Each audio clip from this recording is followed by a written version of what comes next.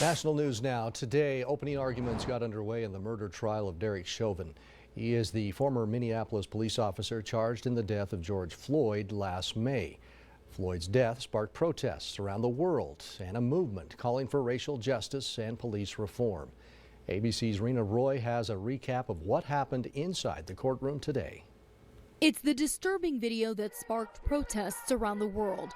Former police officer Derek Chauvin kneeling on George Floyd's neck last May as Floyd frequently repeated the words, "I can't breathe." And now it's one of the most crucial pieces of evidence in this high-profile murder trial. What happened in those 9 minutes and 29 seconds when Mr. Derek Chauvin was applying this excessive force to the body of Mr. George Floyd. The trial focusing on what caused Floyd's death. In his opening argument, Special Prosecutor Jerry Blackwell putting the blame squarely on Chauvin. He put his knees upon his neck and his back, grinding and crushing him until the very breath, no, ladies and gentlemen, until the very life were squeezed out of him. The defense instead pointing to Floyd's drug use and an untreated heart condition. The evidence will show that Mr. Floyd died of a cardiac arrhythmia that occurred as a result of hypertension, his coronary disease,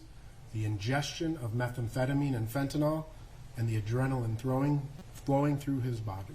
Chauvin has pleaded not guilty to second-degree murder, second-degree manslaughter, and third-degree murder. Derek Chauvin did exactly what he had been trained to do over the course of his 19-year career. The first witness to take the stand, 911 operator Jenna Scurry, who dispatched the officers that day. She says she watched the incident unfold live on street cameras and that she felt compelled to report what happened to the sergeant on duty. I don't know if they had used force or not. They got something out of the back of the squad, and all of them sat on this man. I first asked if the screens had frozen. My instincts were telling me that something's wrong. Something is not right. This trial is expected to take a month, and the 3 other officers charged in this case will be tried in August. Rena Roy, ABC News, Minneapolis.